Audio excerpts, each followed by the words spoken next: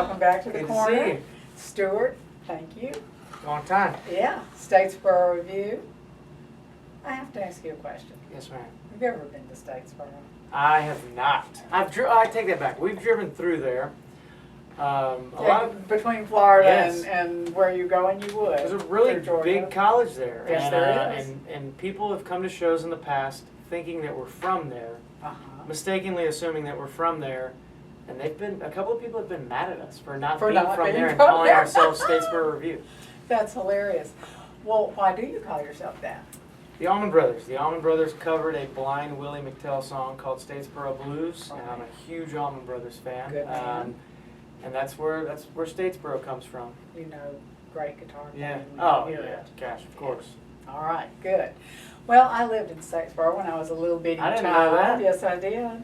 So are you mad at us for calling Not ourselves a bit. All right, good, good. But it's always interesting. I figured it was Statesboro Blues, but you never know. People Right. do some odd things. Of course. Well, while we're on the subject of why do you call things, your new album is called Juke House Revival. So what do you mean by Juke House? So for me, for our sound has always kind of been a throwback sound, I guess. My influences and a lot of the band members' influences they range from 50s, 60s, and 70s rock to some of the guys like some more current stuff. But for me, that's the era right there. 50s, 60s, and 70s are where the bulk of my influences lie. And so for this record in particular, we kind of went back. We went back to a little more old school, kind of bluesy, funky country, 70s funky country stuff. And I just kind of envisioned what it would be like to be playing these songs in a juke joint. That's where the Juke House comes from. And the juke joints, for those that aren't familiar with that, juke joints were mostly they were a huge part of the rural South for years and years and years, and it was just, a lot of them didn't have AC. Speaking of not AC, Yeah.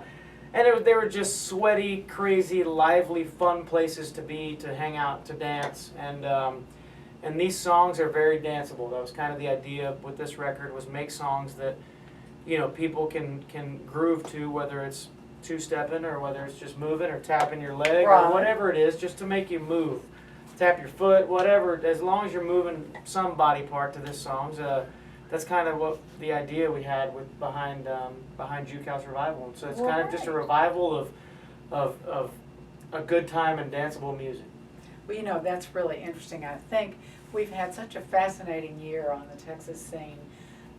I've called it to a couple of people. It's almost been like a renaissance. Suddenly, again, there's all different kinds of music. The songwriting has gotten even better. The differences in the influences are showing up more. It's been really exciting. When I was listening to your album, I was thinking, this is something people can really get into. You can put it on and let it play. Thank you. And that is not always the case in the last few years. More so in Texas, but, Right.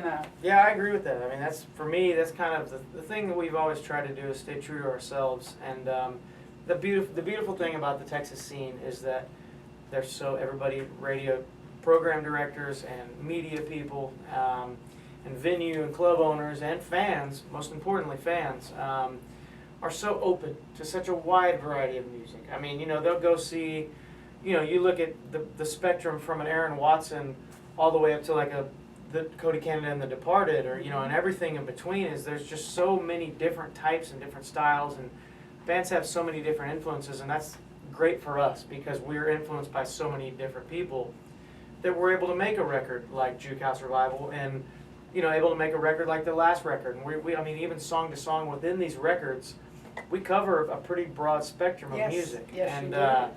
And we can, thank God, because of the Texas scene and because of how diverse it is. It's Right. great. It's all And really you were amazing thing. recently in Europe, and our musicians are greatly appreciated there. How was that? They are. It was awesome. It was better this time because we went in the summer. So Yeah. it was last time we went was in It was cold, January. I It was remember that. freezing everywhere, snow all over the place, and even though we had just got finished last time, which was our first time over there. We went straight from Music Fest, flew out of Denver to Istanbul, Turkey, Oh, wow. into Barcelona. And it was amazing. The people over there are great, and they love this kind of music. You know, they know it blows my mind when I go to these venues and I see posters of Mickey and the Motor Cars or, you know, the Band of Heathens or any of these Texas artists, and we just feel at home. You're like, yeah, all right. Isn't that Feels great? like any other venue that we play back home. You know, it's really cool. And the fact that we're playing in front of a lot of folks that don't even speak English, but yet know words to our songs is just such an empowering thing, and it really motivates us to just stay true to ourselves and keep with that path. Because Yeah. obviously if we're able to play in Texas and go over and play in Barcelona, Spain, or, you know, Germany, Heilbronn, Germany, you know, and these folks just really, really appreciate music. So it was awesome. It was really, really great time. Every time we go, the food's great. The cultures are so different. I mean, it's awesome to be in somewhere like a León, Spain, even, which is, you know, the Spanish people are funny because in the different regions, it's similar to Texas, but at least we're all Texans. And I feel like in Texas, everybody knows, okay, well, sure, we're East Texas and we're West Texas and we're South Texas and we're all different, but we're all Texans. Right. Over there, it's like they don't No. even consider themselves Spanish. Some places, you know, Right. they're like, well, no. Spain has Yeah. had a lot of strange things Oh, happen yeah. to it over the Right. centuries. So For sure. yeah, and it is interesting how radically different. Did you have a favorite town? My favorite town is León, Spain. I would have to say there's a lot. They're so different, so it's kind of hard to gauge what's my favorite. I wouldn't say that's where my favorite food is or my favorite beer. I just like the town a lot. A lot of really historical stuff there, and it's just there's something about it for me because the venue that's in León, Spain is tiny. I mean, if you put 70 people in there, you would be beyond fire code technically. Wow. But they also at this place, they don't have fire codes, so they will just keep on Just bringing them in, crank 'em keep on bringing them in, and somebody will go out to smoke a cigarette, and somebody else will file in, and the person smoking a cigarette has to wait until somebody else comes out, which is kind of funny. And but you know they also have a thing I found out where the legal limit of I guess because I was talking to him about drinking and driving. I said, you know, I was talking to the promoter, and I said, hey, you know, how does this work? How do people over here get around? Do they drink and drive? And he's like, yeah, you know, people drink and drive, you know. And I said, well, what's the limit over here? I said, in Texas, it's .08. .08, he goes, I couldn't even drink a 6-pack of beer and a couple of shots with I'd already be way above a .08. Yes, you would. Over in León, Spain, it's .16. I'm like, oh my God, that is twice the legal limit what it is in Texas.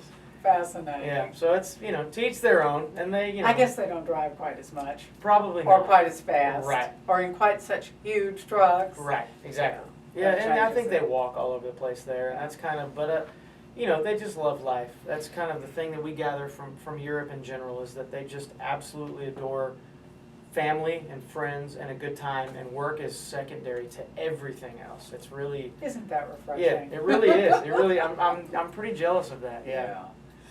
Well, speaking of your work, your new album officially comes out today. Your single Undone is already on the chart. What do you have planned for the rest of August?